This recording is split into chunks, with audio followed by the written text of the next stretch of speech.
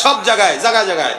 কারণ আমরা বিয়ে করতে পারতেছি না, বাপ মা বিয়ে দেয় না, বাপ মাকে আমার সন্তান ছোট বলেনি, বয়স হয়ে গেছে 20, এখনো কয় আমার ছেলে ছোট, বাচ্চা, মেয়ে বাচ্চা। আমি একটা বাচ্চার গল্প আপনাদেরকে শোনাই। একবার কোনো এক এলাকায়, কোনো এক জেলায়, জেলার নাম বলতেছি না যেহেতু এখানে মিডিয়া আছে, কোনো এক জেলায় মাহফিলে গেছি। যাওয়ার পরে ওই জেলার মাহফিলের সভাপতি সাহেব সুন্দর করে তার বাসায় আপ্যায়ন করছেন। করার পরে বলতেছেন, হুজুর আমার বাচ্চা মেয়ে আপনার খুব ভক্ত। এখানে আসার পরে আপনাদের কমিটির এক ভাই বলতেছে, আমার ছেলেটা আপনার খুব ভক্ত।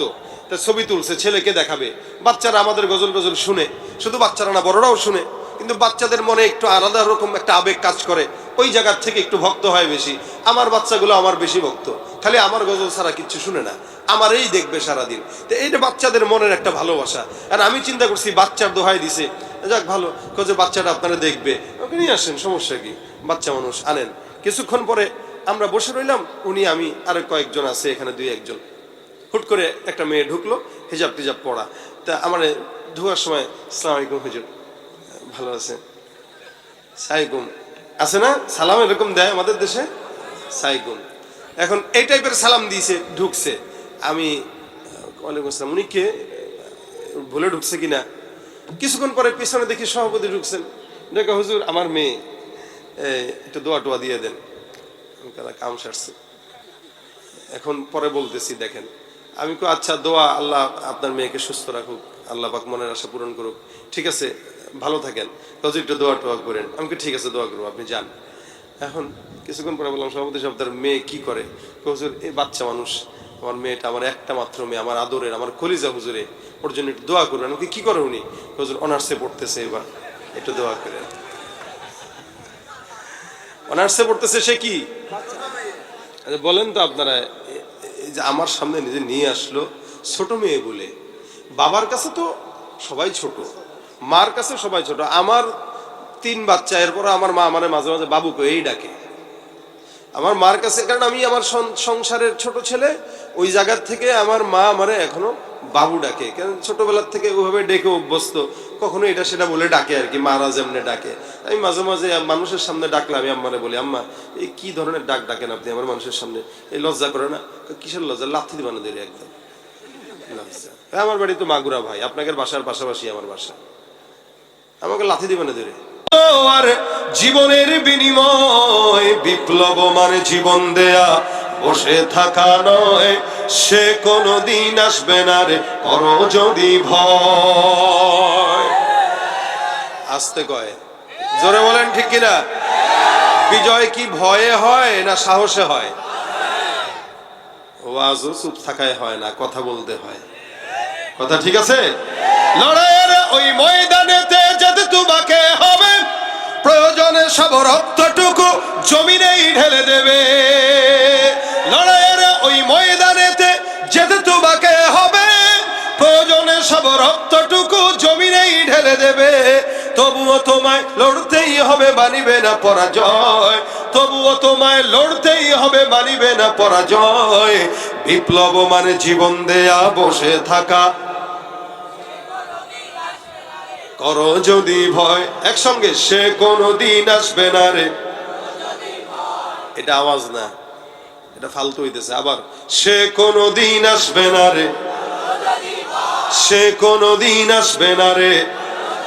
আসবে বিজয় রক্ত আর জীবনের বিনিময়, আসবে বিজয় রক্ত আর জীবনের বিনিময়। বিপ্লব মানে জীবন দেয়া, সে কোনদিন আসবে না রে। করো মজা মাইরা শুনবেন চুপচাপ, আর আমি একা একা গলায় ভাঙ্গা নিয়ে গাবো, এটা হবে না। কষ্ট আমিও করব, আপনারাও করবেন। কথা বলেন ঠিক কিনা? এটাই আমাদের ইসলামী বিনোদন, ইসলামী সংস্কৃতির বিনোদন। কি বলেন ঠিক না? একসঙ্গে, সে কোনদিন আসবে না রে। বিপ্লব মানে জীবন দেয়া, বসে থাকা নয়, সে কোনদিন আসবে না রে, সে কোনদিন আসবে না রে, করো যদি ভয়। ঠিক কিনা বলেন? আল্লাহ পাক আমাদের আওয়াজকে উঁচু করে দেখ, বলেন আমিন। এরকম আওয়াজ যদি পছন্দের হয়, আমার শরীর অসুস্থ নিয়েও আমি 2-1টা শোনানোর ফিকির করব। আর যদি চুপচাপ থাকেন, একটাও হবে না, যেটা হয়ে গেছে বাস শেষ, আর নাই। কারণ ওয়াজ করতেও কষ্ট, গজল গাইতেও কষ্ট। ফাঁকে যদি 2-4 জন সহযোগী কেউ থাকে তাহলে সহজ হয়। আর আপনারা তো 2-4 জন না, অনেকজনই আছেন। সহযোগিতা শেষ পর্যন্ত করলে শুনবেন, না করলে চুপচাপ আওয়াজ শুনে চলে যাবেন। আওয়াজ হবে, দিতে পারবেন তো ইনশাল্লাহ? এই সাইডে যারা দাঁড়ায় আছে একটু বসতে পারতেছেন না? একটু বসে যান ফাঁকে ফাঁকে। আগানো লাগবে না, ফাঁকে জায়গা আছে, বহুত জায়গা আছে ভিতরে ফাঁকে ফাঁকে। যে বসার সে পিছনে যায় বসে, আর যে দাঁড়ায় থাকার সে জায়গা থাকলেও দাঁড়ায় থাকে। আসলে আমাদের দোষ না, আমাদের বাংলাদেশে এত বেশি লোকাল বাস, এই বাঙালি লোকাল বাসে দাঁড়ায় থাকতে থাকতে এমন অভ্যাস হয়েছে এখন সব জায়গায় দাঁড়ায় থাকে। এটা তো লোকাল বাস না ভাই, এটা মাহফিল। নিজে বসেন, অন্যকে বসার জায়গা করে দেন। যারা স্বেচ্ছাসেবক আছে এরা বাদে সবাইকে বসায় দেন। আপনারা যারা এই যে বেস লাগানো আছে আপনারা অন্যদেরকে ঠেলা দিয়ে দিয়ে বসায় দেন, বসায় দেন সবাইকে। আল্লাহু আকবার, আরো জবান খুলে আল্লাহু আকবার। আমরা মুমিন, মুমিনের কি স্বরূপ বলেন? আয়না। তাহলে আয়না স্বরূপ যেহেতু, কেউ কারো দোষ ঢেকে রাখবো না প্রকাশ করব ইনশাআল্লাহ। আমরা তো এখন দোষ পাইলে ভাই লিঙ্ক শেয়ার করো বলে না, ফেসবুক আসছে তো লিঙ্ক শেয়ার করেন, লিঙ্ক পাওয়া গেছে ভাই লিঙ্ক থাকলে দিয়েন। আজীব অবস্থা, মানে গুনাহ দেখতে চায়, গুনাহ প্রচার করতে চায়, যার কারণে প্রচার বেড়েছে, প্রসারও বেড়েছে। আগে গুনাহ ছিল, প্রচার ছিল না, যার কারণে প্রসারও কম হতো। গুনাহ যত প্রচার হচ্ছে সমাজে তত গুনাহের প্রসার হচ্ছে। আর এই গুনাহ বাড়ার অন্যতম কারণ সময় মতো বিয়ে না করা। কারা কারা অবিবাহিত আছে হাতটা তুলে দেখাও। যারা বিয়ে করো নাই হাত তুলো। আরে বুঝে নাই এরা? আচ্ছা হাত নামো। আমি আর একটু বলি, যারা বিয়ে করেছেন তারা হাতটা তুলেন, সবাই হাত তুলবেন, কেউ যেন না থাকে যে বিয়ে করেছে হাত তুলে নাই। আপনার আশপাশে দেখেন যে বিয়ে করার পরেও হাত না তুলে তার নামটা বলেন, মাইকে বলি, তাহলে তার বাসায় গেলে বউ আজকে একটু সুন্দর করে আপ্যায়ন করবে। হাত তুলেছেন? হ্যাঁ, তাকবীর হবে। শুধু বিবাহিতরা, নারায়ে তাকবীর। হ্যাঁ, কোনো পোলাপান না, মানে শুধু বিবাহিতরা, বুড়ারা, এই যে কাকার মতো যারা আছেন, আমার মতো যারা বিয়ে করছেন তারা, লিল্লাহে তাকবীর। এই যে আপনি হাত তুলেন, আপনি আল্লাহু আকবার দিয়েছেন, বিয়ে করছেন তো? করছেন? তাহলে ঠিক আছে, যান হাত নামান। এবার যারা অবিবাহিত তারা হাত তুলো। হ্যাঁ, সব অবিবাহিতরা হাত তুলবে। এখন আওয়াজ কি আগের চেয়ে বেশি হবে? আমি তো বিশ্বাস করতে পারতেছি না। হবে? একটু কাশি দাও। দেখছে? তার মানে এরা বিয়ে করতে রাজি, ঠিক না? আচ্ছা হাত নামা। আজকে দেখলাম কে জানি বিয়ে করছে 15 বছর বয়সে। বাংলাদেশে একজন মেয়ে বিয়ে করছে 15 বছর বয়সে। এখন এটা নিয়ে সংবাদ মাধ্যম হচ্ছে, মিডিয়ায় প্রচার হচ্ছে যে তাদের কি শাস্তি হইতে পারে। কেন শাস্তি হবে? 15 বছরে বিয়ে করছে এই কারণে, অর্থাৎ বাল্য বিবাহ। দেখেন আমাদের দেশে এই সমস্ত নারীবাদী নাস্তিক মন মানসিকতার লোকেরা বাল্য বিবাহের প্রতি যতটা যত্নবান, বাল্য প্রেমের বেলায় তারা ততটাই বেখবর। অর্থাৎ বাল্য বিবাহ করলে জায়েজ নাই, বাল্য প্রেম যে কইরা বেড়ায় ওটার দিকে কারো নজর নাই। বাল্য বিবাহের আগে বাল্য প্রেম রোধ করা দরকার। বাংলাদেশের আনাচে কানাচে, স্কুল কলেজ ভার্সিটির গাছের তলায় তলায় 10-12 বছরের সন্তানরাও নারী নিয়ে, তার সমতুল্য মেয়ে নিয়ে ঘুরে ঘুরে বেড়াইতেছে, মার সামনে বাবার সামনে। কয় বাল্য বিবাহ এদেশের আইনে নাই। কোরআনের আইনে তো আছে, কথা বলে না কেন? বালেগ হয়ে গেছে বিয়া দিয়ে দেন, কোরআনের আইন তো আছে। কোরআনের আইন যদি কেউ মানে, দেশের আইন করলে গেলে যাক, আমাদের আপত্তি নাই, কিন্তু আল্লাহর আইন তো মানছি ইনশাআল্লাহ। ভাই, আমাদের দেশের প্রত্যেকটা জায়গায় জায়গায় গুনাহ বাড়ার পিছনে একমাত্র কারণ সময় মতো বিয়ে না দেওয়া, ঠিক না? বিয়ে যত কঠিন হবে জেনা তত বাড়বে, বিয়ে যত সহজ হবে জেনা তত কমবে। যুবকরা চিন্তা করতেছে এরকম বয়ান দরকার সব জায়গায় জায়গায় জায়গায়। কারণ আমরা বিয়ে করতে পারতেছি না, বাপ মা বিয়ে দেয় না। বাপ মাকে আমার সন্তান ছোট বলেনি, বয়স হয়ে গেছে 20, এখনো আমার ছেলে ছোট বাচ্চা, মেয়ে বাচ্চা। আমি একটা বাচ্চার গল্প আপনাদেরকে শুনাই।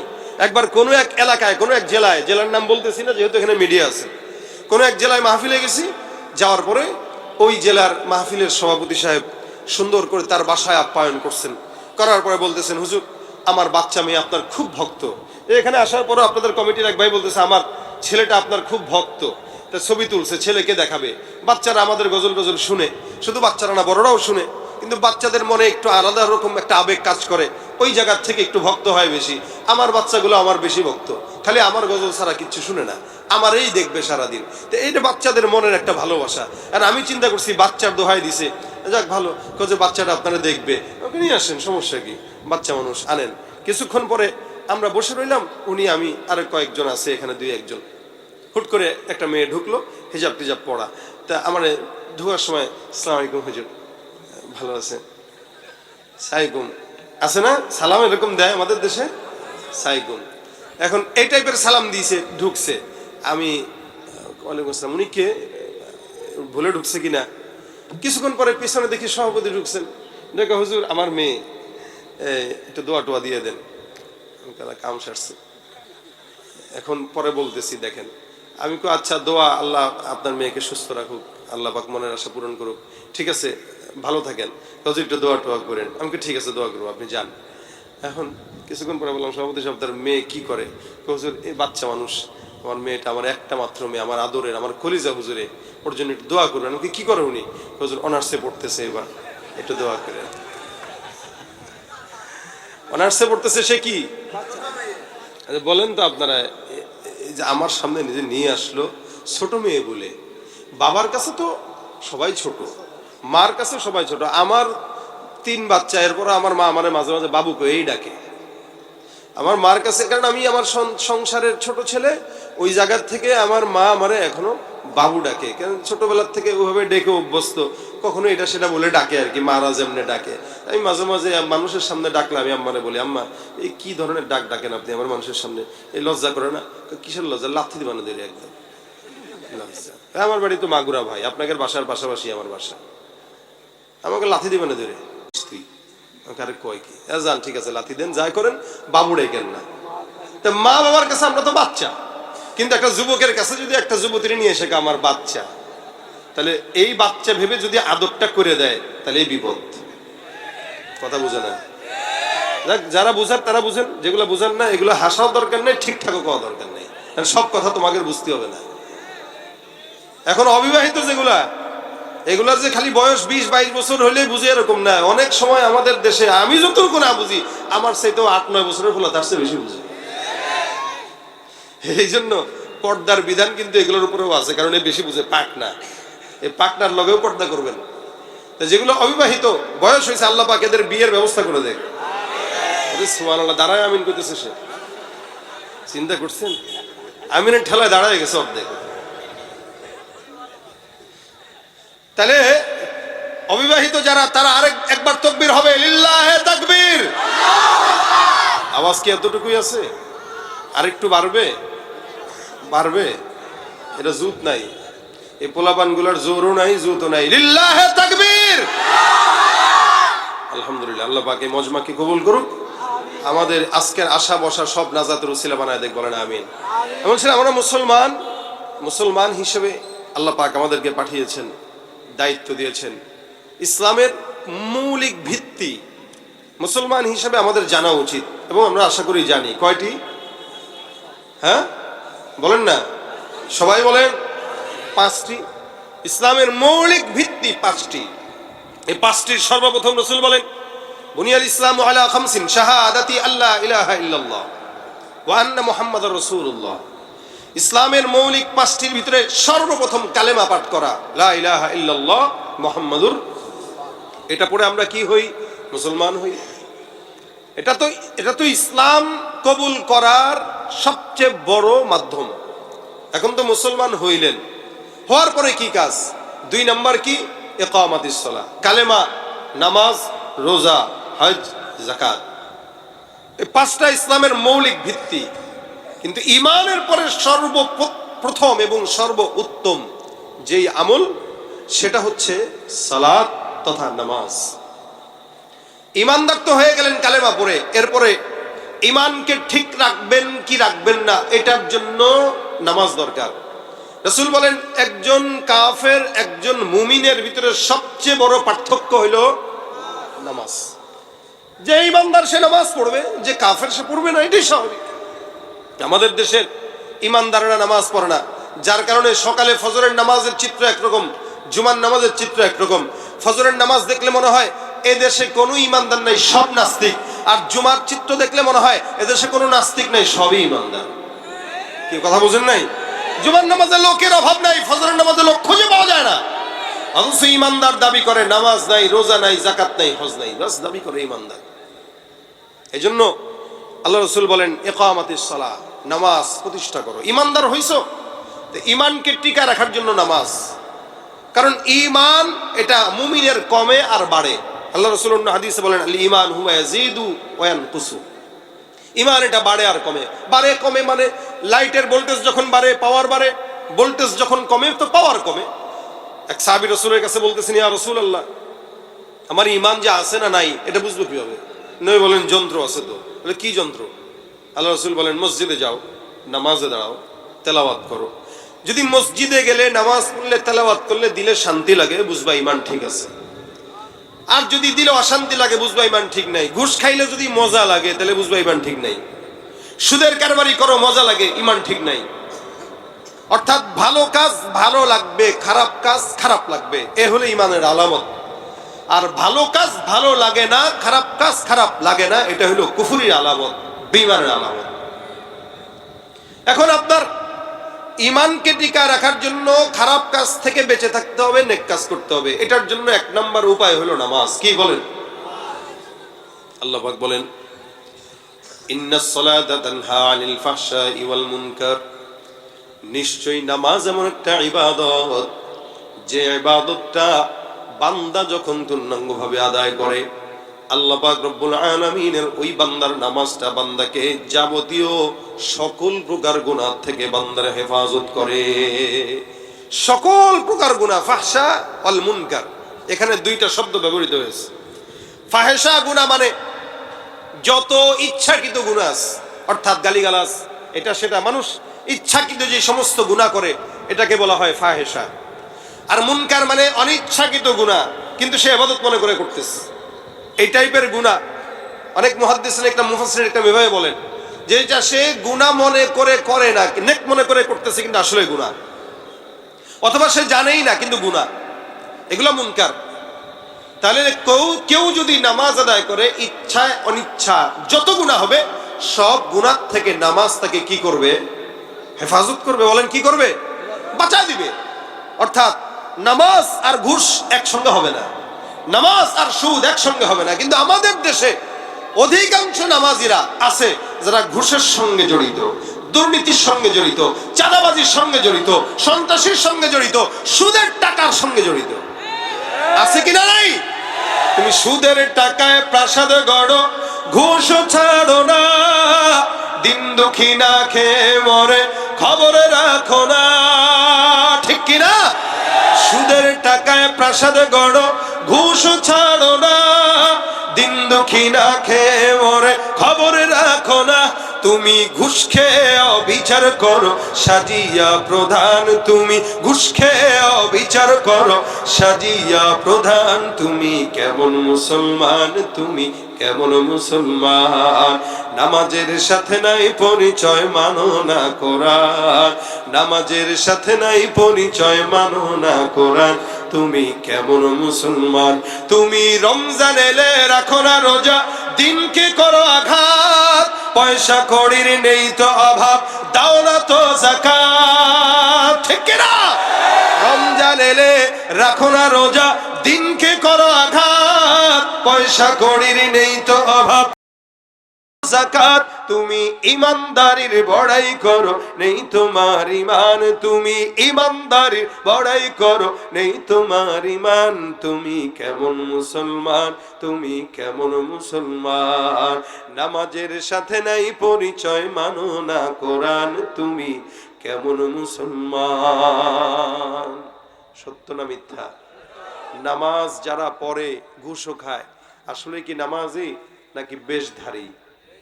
বেশধারী, নামাজি না। নামাজ আর ঘুষ সুদ একসঙ্গে হইতে পারে না। আল্লাহ পাক নামাজ কেউ পড়লে আল্লাহ পাক বলছেন নামাজ তার গুনাহ থেকে তাকে বাঁচাবে, যেহেতু বাঁচাইতে পারে নাই তার মানে তার নামাজ ঠিক নেই। নামাজ এমন একটা ইবাদত, যে ইবাদতটা বান্দার সঙ্গে আল্লাহর কথা বলার বড় মাধ্যম। এই জমিনে আপনি আমি, প্রধানমন্ত্রী, এমপি, মন্ত্রী যাদের সঙ্গে কথা বলতে পারি আমাদেরকে ভাগ্যবান মনে করি। বড় কোনো আউলিয়া কেরাম বুজুর্গানে দিনদের সঙ্গে কথা বলতে পারলে নিজেকে ধন্য মনে হয়। মূসা নবী আল্লাহর সঙ্গে কথা বলতেন। আল্লাহ পাক রব্বুল আলামিন বলেন ওয়া কাল্লামাল্লাহু মূসা তাকলিমা। মূসা পয়গম্বর সব নবীদের মধ্য থেকে আলাদা, যার কারণে আল্লাহর সঙ্গে কথা বলতেন। আল্লাহ পাক তার নামটা দিয়েছেন কালিমুল্লাহ। মূসা পয়গম্বর যখন কথা বলতেন জায়গাও ছিল আলাদা, সব সময় কথা বলতেন পারতেন না, নির্দিষ্ট সময় নির্দিষ্ট জায়গা। এবং আল্লাহ আর মূসা পয়গম্বরের মাঝখানে ৭০,০০০ নূরের পর্দা। সুবহানাল্লাহ। এত পর্দা ভেদ করে আল্লাহ পাক রব্বুল আলামিন মূসা পয়গম্বরের সঙ্গে কথা বলতেন।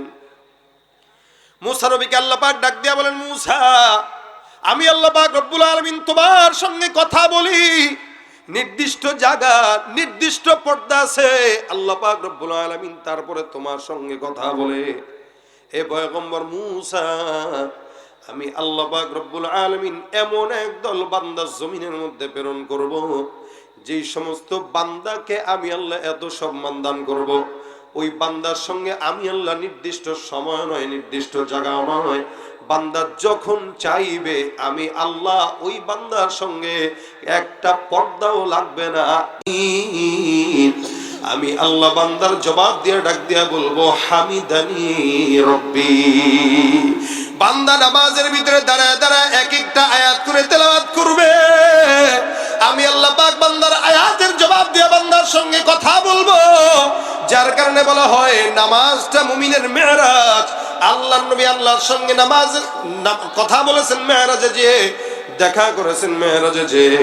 আর এই উম্মতরা আল্লাহর সঙ্গে নামাজের মধ্যে দাঁড়ায় আল্লাহর সঙ্গে দিদার নসিব করবে। সুবহানাল্লাহ।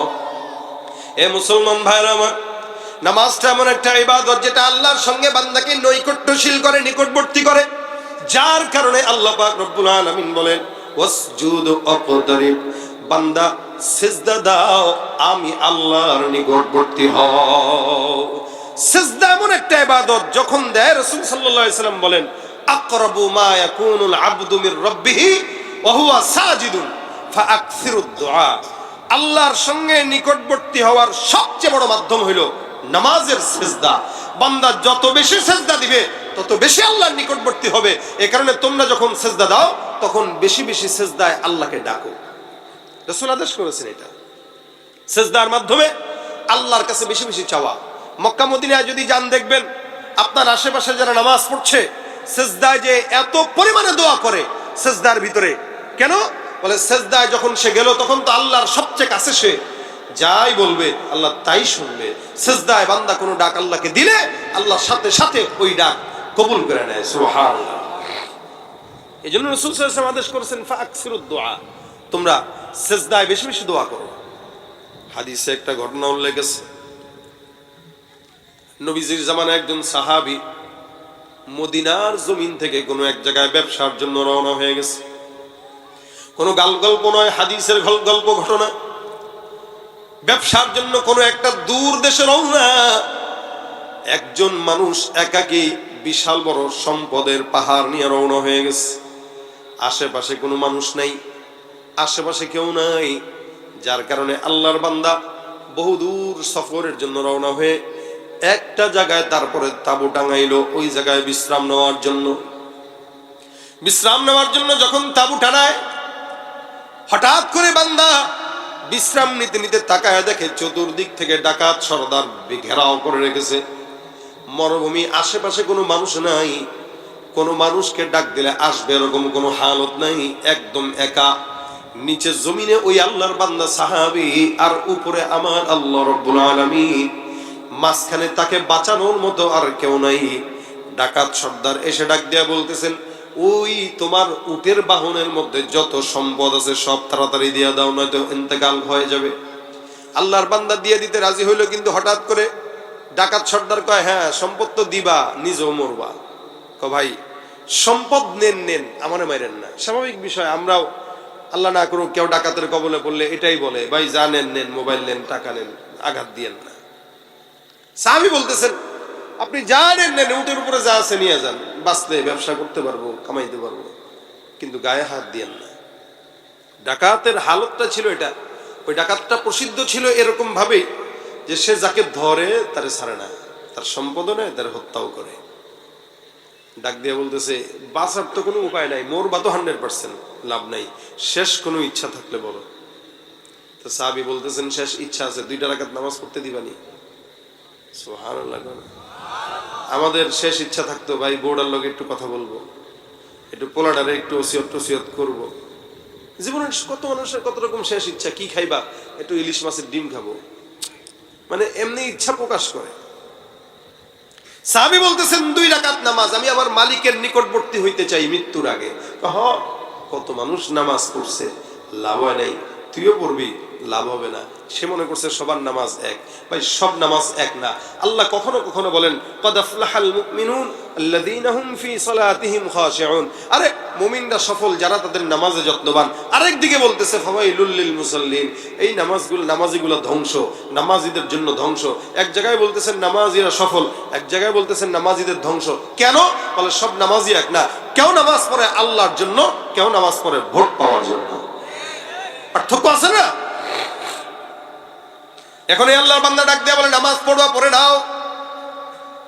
সাহাবী আল্লাহর বান্দা নামাজে দাঁড়ায় যায়, সিজদার ভিতরে যায় সুন্দর করে দোয়া করে, ইয়া ওয়াদুদ ইয়া ওয়াদুদ ইয়া ওয়াদুদ ইয়া যাল আরশিল মাজিদ ইয়া ফাআলাল লিমা তুরিদ আসআলুকা বিইজ্জিকাল্লাযী লা ইউরাম ওয়া মুলকিকাল্লাযী লা ইউদাম। আল্লাহর বান্দা সাহাবী দোয়াটা করতেছেন, আনতাকফিনি শাররা হাযাল লাস ইয়া মুগীসু আগিসনি ইয়া মুগীসু আগিসনি। সিজদার ভিতরে যে দোয়া করে, ইয়া মুগীসু আগিসনি ইয়া ওয়াদুদ ইয়া ওয়াদুদ ইয়া ওয়াদুদ ইয়া যাল আরশিল মাজিদ ইয়া ফাআলাল লিমা তুরিদ আসআলুকা বিইজ্জিকাল্লাযী লা ইউরাম ওয়া মুলকিকাল্লাযী লা ইউদাম। আল্লাহর কাছে বারবার দোয়া করে, আয় আল্লাহ তোমার কুদরতের কসম, আমি বিপদের মধ্যে পড়েছি। আল্লাহর প্রশংসা করলো, আনতাকফিনি শাররা হাযাল লাস, আমার জন্য এই ডাকাত সরদার থেকে হেফাজত করার জন্য তুমি মালিক একাই যথেষ্ট। ইয়া মুগীসু আগিসনি। সিজদায় পড়ে পড়ে আল্লাহর বান্দা সাহাবী বারবার আল্লাহর দরবারে দোয়া করে। হঠাৎ করে দূর থেকে ঘোড়ার পায়ের আওয়াজ কানের ভিতরে আসে। আশেপাশে 100 কিলোমিটার যাবত কোনো মানুষজন নাই। এই গভীর মরুভূমির ভিতরে কোন বান্দা আবার যেন হঠাৎ করে ঘোর সওয়ার হয়ে সামনে আসতেছে। আল্লাহর বান্দার ভয় ঢুকে গেল, না জানি আবার অন্যান্য ডাকাত সরদাররা আসতেছে। আল্লাহর বান্দার কাছে সামনে এসে একজন বান্দা ডাক দেয়া বলে, এ আল্লাহর বান্দা মাথাটা উঠাও। এই সাহাবী সিজদা শেষ করে, নামাজ শেষ করে বান্দার দিকে তাকায় দেখে সুন্দর পোশাক এক আল্লাহর বান্দা, আর ওই আল্লাহর বান্দার পাশেই ওই ডাকাত সরদারের লাশ পড়ে আছে। সুবহানাল্লাহ, আল্লাহু আকবার। অবাক হয়ে গেছে, কিরে ইনি কে, আর এর হালত এই কেন? আল্লাহর বান্দা সাহাবী ডাক দেয়া বলে, ভাই আপনি কে? চিনলাম না। আবার এই ডাকাত সর্দার মরল কিভাবে? আমি তো সিজদায় ছিলাম। এ আল্লাহর বান্দা ডাক দেয়া বলে, সাহাবী তুমি যে এই জায়গায় বসে আল্লাহর দরবারে সিজদা দিয়া মালিককে ডাকলা, আমি তো জমিনের কোনো বান্দা নয়, আমি 4th আসমান থেকে নাজিলকৃত একজন ফেরেশতা। আল্লাহ পাক রব্বুল আলামিন আমাকে পাঠাইছে তোমাকে সাহায্য করার জন্য। সিজদার ভিতরে ঢুকে তুমি যখন দোয়া করেছো, ইয়া মুগীসু আগিসনি, আমার আল্লাহর দরবারে আওয়াজ পৌঁছায় যায়। আমি 4th আসমানে কাজে ব্যস্ত ছিলাম, আল্লাহর জিকিরে মগ্ন। হঠাৎ করে কানের ভিতরে আওয়াজ, আমার আল্লাহ ডাক দেয়া বলে, হে ফেরেশতার দল, জমিনে এক আল্লাহর বান্দা বিপদের মধ্যে পড়েছে, কে যাবা? আল্লাহ পাকের আওয়াজ আসার সঙ্গে সঙ্গে আমি দাঁড়ায় গেলাম। মালিকরে বললাম, আল্লাহ তোমার এই ছোট্ট ফেরেশতাকে তোমার একজন বান্দার খেদমত করার সুযোগ দিয়া দাও। আমি আমার আল্লাহর আদেশ পাওয়ার পর চতুর্থ আসমান থেকে তোমার কাছে আসলাম। তুমি যেইভাবে সেজদারত অবস্থায় মালিককে ডাকছো, আসমানে খবর পৌঁছায় গেছে, আল্লাহ পাক আদেশ দিয়েছে আমি যেন তোমাকে বাঁচানোর জন্য ডাকাত সর্দারকে হত্যা করে তোমাকে নিরাপদে তোমার গন্তব্যে পৌঁছায় দেই। সাহাবী তখন আল্লাহ পাক রব্বুল আলামিনের প্রশংসা করলেন। আল্লাহর নবী বলেন ফাকসিরুদ দুআ, সিজদারত অবস্থায় দোয়া করো, আল্লাহর দরবারে যাও, আল্লাহ পাক রব্বুল আলামিন দেন। মনে রাখবেন গভীর রাত মেম্বারে ডাকলেও মেম্বার শুনে না, চেয়ারম্যানরে ডাকলেও চেয়ারম্যান শুনে না, কিন্তু যেই বান্দা পাহাড় সমান সমুদ্রের ফেনা সমান গুনাহ নিয়ে আল্লাহর দরবারে সিজদায় পড়ে কান্দে, গভীর রাতে কেউ ডাক না শুনলেও একমাত্র শোনার মতো আছেন কে? তুমি পারো করতে মোচন অভাব দুঃখী লোকে, তুমি পরম মুক্তিদাতা মালিকে জগতের, তুমি পারো করতে মোচন অভাব দুঃখী লোকের, তুমি পরম মুক্তিদাতা মালিকের।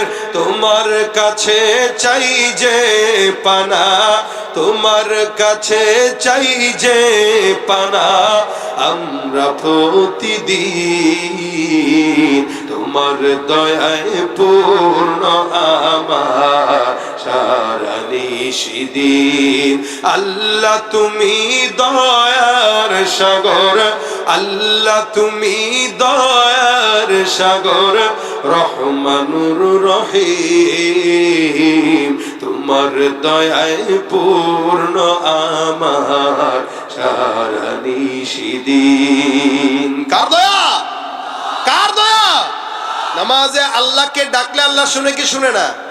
এজন্য রাসূল বলেন সিজদায় যায় বেশি বেশি ডাকো। নামাজ আল্লাহর সবচাইতে বেশি বান্দাকে নিকটবর্তী করে। নামাজের মাধ্যমে আল্লাহর সঙ্গে বান্দার কথোপকথন হয়, নামাজের মাধ্যমে আল্লাহর সঙ্গে বান্দার সম্পর্ক তৈরি হয়, যার কারণে আল্লাহ পাক রব্বুল আলামিন বলেন তোমরা সিজদা দাও, নিকটবর্তী হও। এই জন্য মুসলমান দাবি করলাম, মুসলমান হিসেবে জন্মগ্রহণ করলাম, নামাজ পড়লাম না, অধিকাংশ মানুষের জিন্দেগিতে বরকত না থাকার অন্যতম কারণ হলো বেনামাজি হওয়া। ঘরে বরকত নাই কারণ বিবি নামাজ পড়ে না, সংসারে বরকত নাই সন্তান নামাজ পড়ে না। আল্লাহ পাক এই কারণে নামাজ প্রতিষ্ঠার কথা বলেছেন। কোরআনে সব জায়গায় যত জায়গায় নামাজের কথা আসছে, ইকিমুনাস সালাহ, ইকামাতিস সালাহ, এই ইকামাত শব্দটা ব্যবহার হয়েছে কেন? আল্লাহ পাক নামাজ আদায়ের কথা বলেন নাই, প্রতিষ্ঠার কথা বলেছেন। আদায় মানে আমি পড়ি, সন্তান পড়ুক কি পড়ুক না খেয়াল করি না, আর প্রতিষ্ঠা মানে আমি পড়বো, বাচ্চা পড়বে, বিবি পড়বে, এলাকার জনগণ পড়বে। নামাজ যখন প্রতিষ্ঠা হবে, সংসদের অধিবেশন বন্ধ করে প্রধানমন্ত্রী সহ সবাই নামাজে দাঁড়িয়ে যাবে। কথা বলেন ঠিক কিনা? আমরা এমন বাংলাদেশ চাই আর এমন সংসদ চাই যে সংসদে মদের কোনো আইন পাস হবে না, লেকিন নামাজ বিধানের আইন পাস হবে। যেই দেশে নামাজের বিধান পাস হয়ে যাবে, ওই দেশে কোনো চাঁদাবাজ, সন্ত্রাস, দুর্নীতি থাকতে পারে না। ঠিক কিনা বলে?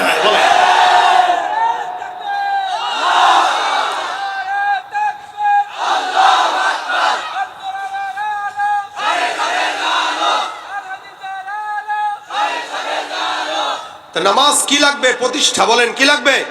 এলাকায় যারা দায়িত্বে আছেন আপনাদের জন্য কথা, কেউ যদি চেয়ারম্যান হয়, এখন তো চেয়ারম্যান মেম্বার নাই, সামনে আবার নির্বাচন আসলে চেয়ারম্যান মেম্বার হবে। এলাকার এমপি যদি থাকে কেউ, বাস তাদের দায়িত্ব হলো অন্তত আমি আমার এলাকায় নামাজের বিধান কায়েম করব।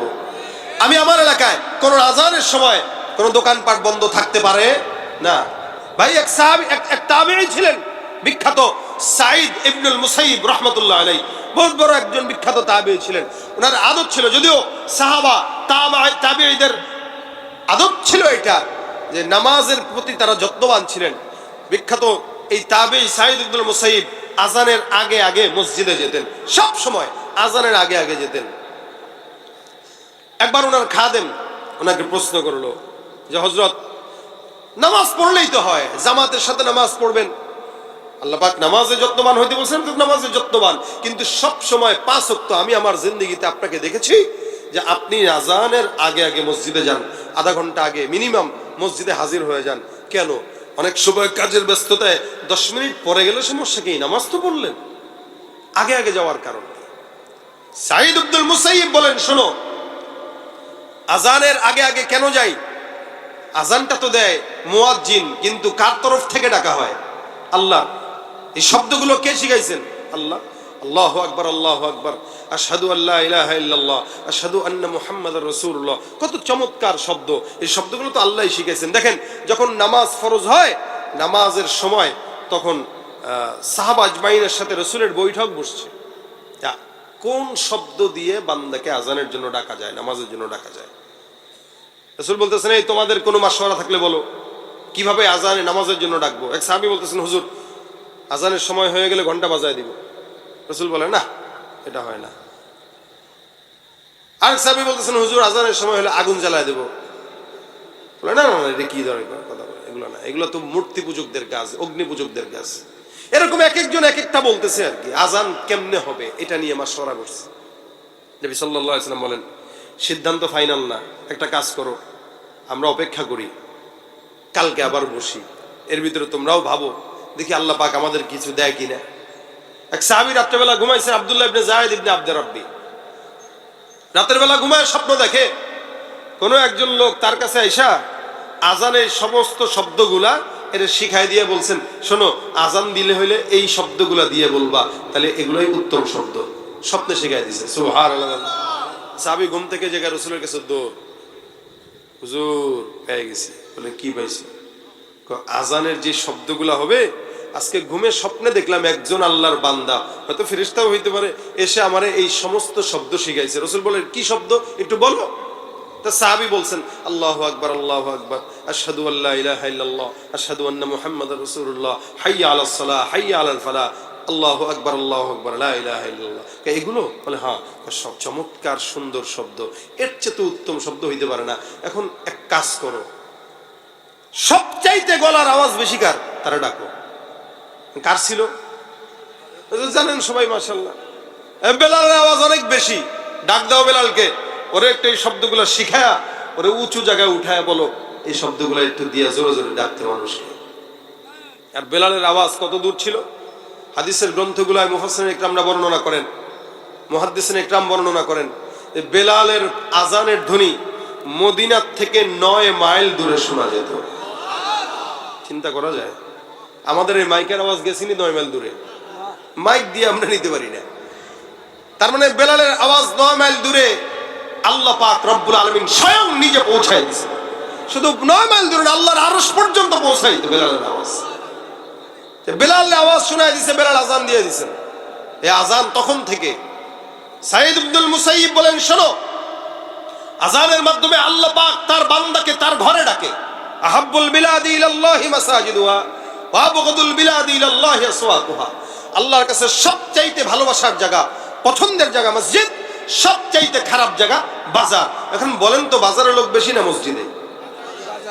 আরে সুবহানাল্লাহ, বাজারে গেলে বাজারের লোক বেশি তো বেশি, মহিলা বেশি। খারাপ জায়গায় খারাপরা যায়। মহিলার জাত কিন্তু ভালো, মা বোনদের জাত সম্মানের জাত, ভালো যারা, এরা এত যায় না। যাদের স্বামীর বাজারের প্রতি রুচি নাই, অর্থাৎ স্বামী একটা জিনিস আনলে থু, এটা কোনো রুচির কাতারে পড়ছে, এটা কোনো কালার হইছে, এরাই মার্কেটে যায়। এখন এই মার্কেটে লোক বেশি, মসজিদে নাই। সাঈদ ইবনুল মুসাইয়িব বলেন, শোনো, যে আল্লাহ পাক রব্বুল আলামিন আমাকে ডাকলেন তার ঘরে, ডেকে ডেকে আল্লাহর মতো কুদরতওয়ালা রব তার ঘরে আমাকে নিবেন, এটা তো আমার জন্য লজ্জা। এ কারণে আমি চিন্তা করি, আমার মালিক যেন আমাকে ডাকতে না হয়, ডাকবে আর যাবো বেয়াদবি। এই কারণে আমার মাওলা ডাকার আগে আগে আমি তার কাছে যাই, বলি, আল্লাহ আমি আসছি, সুবহানাল্লাহ, হাজিরা দিয়ে দিই। ডাকার আগে হাজিরা দিই। আমরা কয়দিন পারছি করতে এটা? কয়দিন পারি? এই জন্য আজান হওয়ার সাথে সাথে মসজিদে যাওয়া, এটা হলো ইমানদারদের আলামত। আর আগে গেলে তো হইলই, বলার অপেক্ষা রাখে না। এই জন্য নামাজ প্রত্যেকটা মানুষের জন্য আদায় নয়, বরং কি করা? প্রতিষ্ঠা করা। কি করা বলেন না? প্রতিষ্ঠা করা। নামাজের প্রতি যত্নবান হন। আল্লাহ বলেন ওয়াইদা কামু ইলাস সালাতি কামু কুসালা ইউরাউনান নাস ওয়া লা ইয়াযকুরুনাল্লাহা ইল্লা কলিলা। সব নামাজি না, কিছু নামাজি আছে আলসামি নিয়ে নামাজ পড়ে। নবী সাল্লাল্লাহু আলাইহি ওয়াসাল্লাম একবার নামাজে দাঁড়াইলেন, মনোযোগ কেমন দেখেন। আল্লাহর নবী নামাজে দাঁড়ান, সাহাবা আজমাইন পিছনে। নামাজের পর সাহাবা আজমাইন ডাক দেয়া বলে, ইয়া রাসূলুল্লাহ, নামাজের মধ্যে আপনাকে দেখলাম কি যেন ধরতে যান।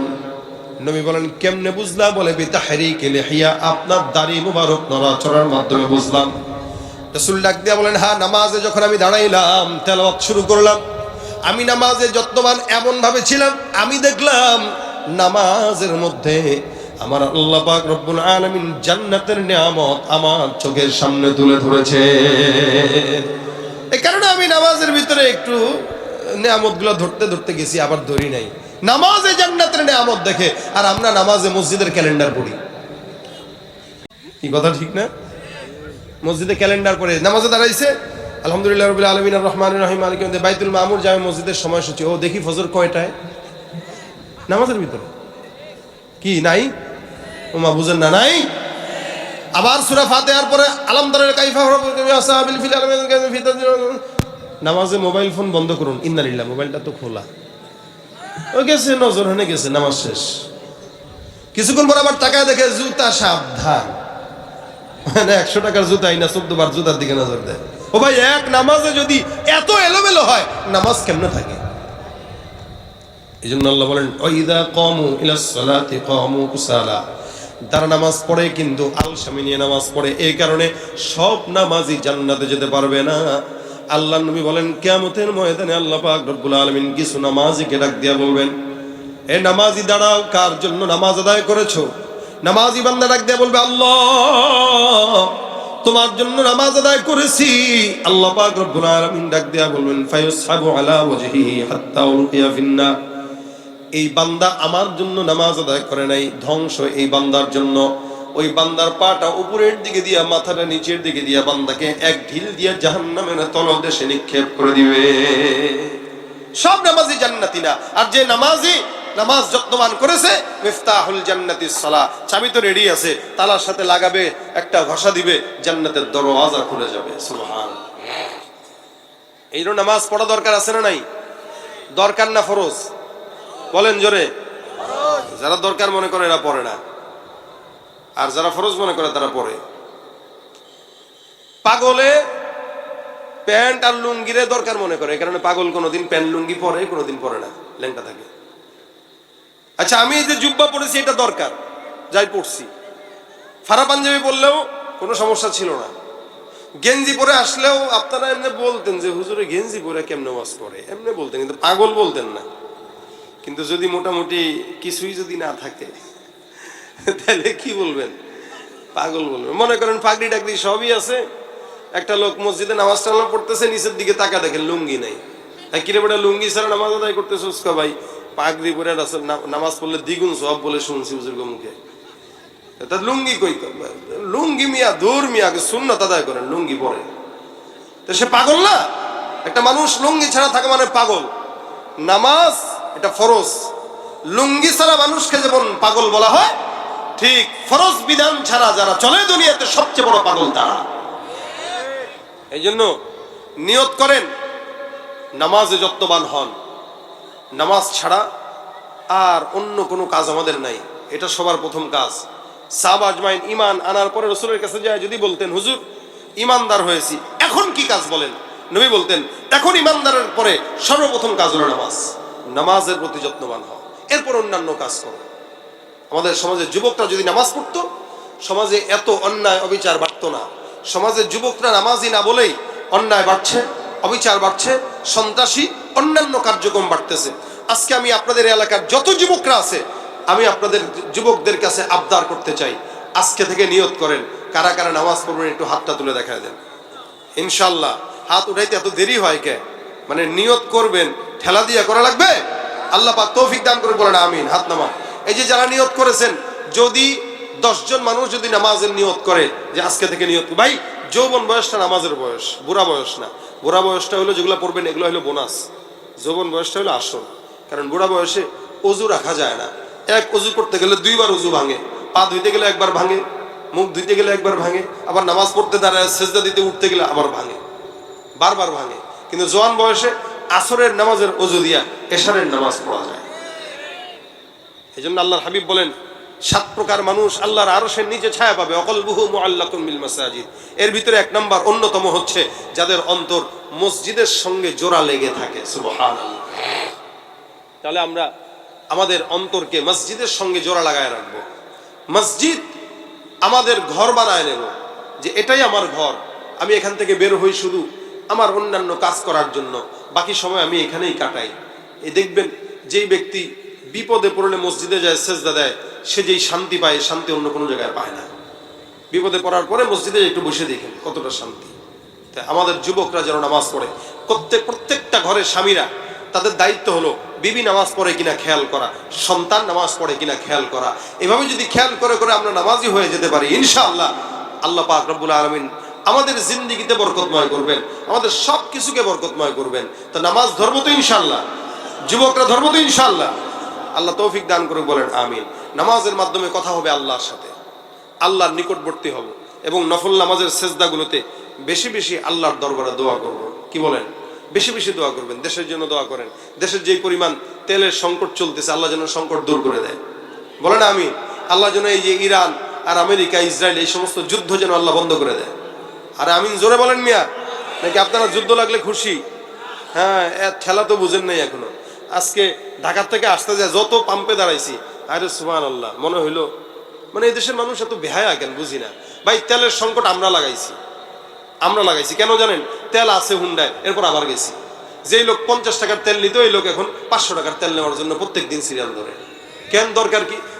আর যেই জিনিসে নিষেধ করা হয়, আল ইনসানু হারিসুন ফি মা মুনিআ, মানুষের হালতে হইলো যেই জিনিসের ব্যাপারে নিষেধ করা হবে ওই জিনিসের প্রতি খালি দৌড় দিবে। দেখি না এটা কি আছে, এটা তাকাইস না বেটা, তাকাইস না। কি ভাই একটু দেখি না, কয় বেটা দামি জিনিস, অন্য জিনিস, তাকাইস না, ধরিস না বেটা, দিছে হাত, তাকা দেখ ভালো হয়েছে না। এবার মানা করছিলাম না, ভালো ভাবছি তো কি না কি, এরকম অবস্থা হয়েছে। আমরা প্রতিনিয়ত আমরা যেভাবে চলি সেভাবে যদি চলতাম, তাহলে পেট্রোল পাম্পের মালিক গুলাও এত ধান্দাবাজি করতে পারতো না। সবচেয়ে বড় ধান্দাবাজ এরা, কেন জানেন?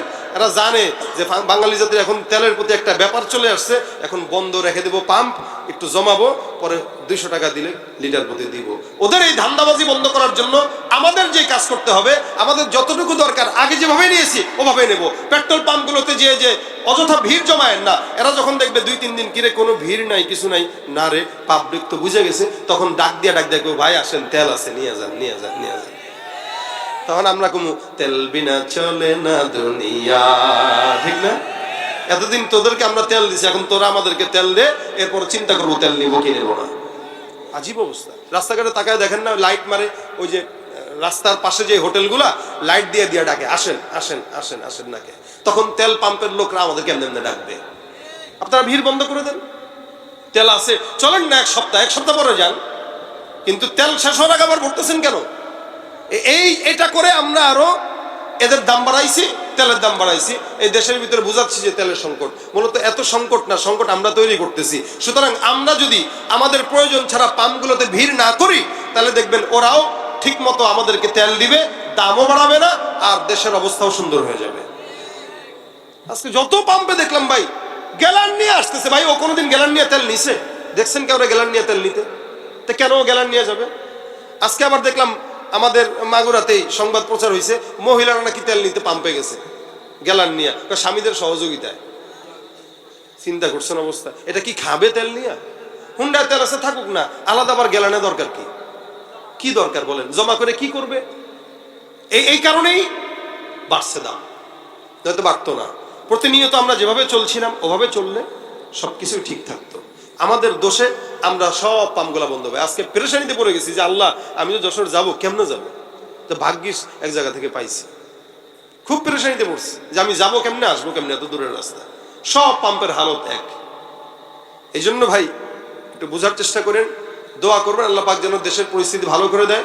সেজদা যে একটু দোয়া করবেন আল্লাহ যেন এই দেশের অবস্থা ভালো করে দেয়। সুবহানাল্লাহ, কাকার তো দেখা যায় জুদ আছে ভালো। আল্লাহ পাক এই দেশের অবস্থা ভালো করে দেখ, বলেন আমিন।